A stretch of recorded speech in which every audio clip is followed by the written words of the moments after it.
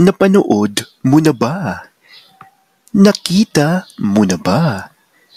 Namangha ka ba sa kadakilaan ni Mark Anthony Fernandez?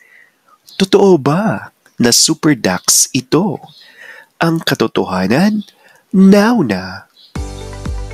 Isiniwalat ng kaibigan ni Mark Anthony Fernandez na si Jomari Iliana, isa sa miyembro ng grupong Guwapings na kinabibilangan niya at ng kanyang kaibigan na si Mark Anthony Fernandez ang may dakilang nota na legit dax, ang anak ni Lorna Tolentino.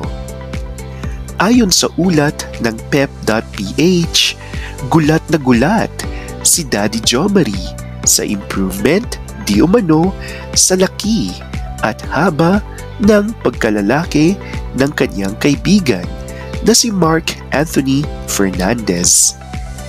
Hindi daw siya makapaniwala na sa mga lumipas na taon at dekada ay biglang naging higante ang nota nito dahil nung kabataan nila ay hindi naman daw ito ganoon kalaki at mas malaki pa nga sa kanya ang kanyang biro. Ang Guwapings na anak ng yumaong aktor na Rudy Fernandez ay may taas na 5 feet, 8 inches. Edad 46 sa kasalukuyan.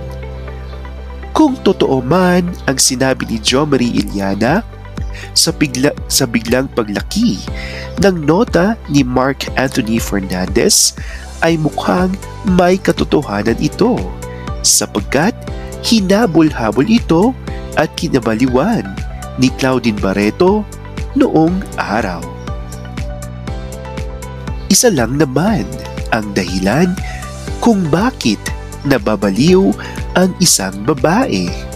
Matrona, mga momshies at vaklushis sa isang lalaki. Ito ay ang pagiging dakila ng ombre. Di ba nga ka-Star Buzzer? Kung oo ang iyong sagot ay press 1 muna yan at kung hindi ay press 2. Matagal nang nasa industriya ang magkakaibigang Jomari, Eric at Mark at sobrang gwapo nga naman ng mga ito, lalong-lalo na nung kabataan nila.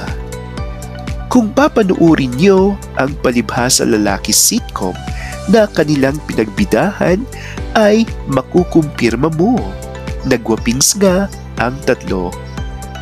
Sa usapin naman ng pagkakaroon ng dakilang nota, mukhang si Mark Anthony ang pinakadakila sa kanila. At tied at second spot sina Eric at Jomari.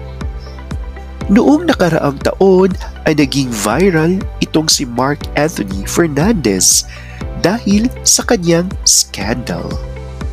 Inamin naman ni Mark Anthony Fernandez na siya ang lalaking nasa video scandal na kumalat at pinag-usapan sa social media noong Hulyo 2024.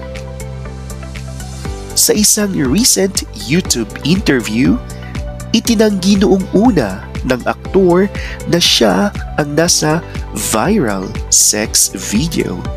Pero kalaunan ay umamin din siya. Sa isang panayam sa kanya ni Julius Babaw ay biniro si Mark na hindi maikakaila na siya ang nasa video dahil kitang-kita ang mukha niya sa nasabing video.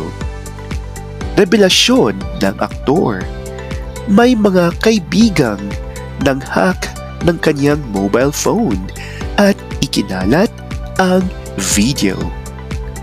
Sorry sa ibang mga wholesome.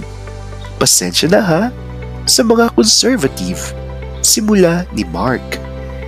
Hindi ko po kasalanan. Kasi ang nangyari talaga doon, noong nahack ako, ay hinak ang aking phone. Saad ng aktor. So ayan na nga mga ka-Star Buzzers, legit na legit. Siya ang nasa video at certified Dax. Itong si Mark Anthony Fernandez ayon mismo sa kanyang kaibigan na si Jomari Iliana. Yan muna ang ating update today. Stay beautiful and enjoy the holiday. Have a good one!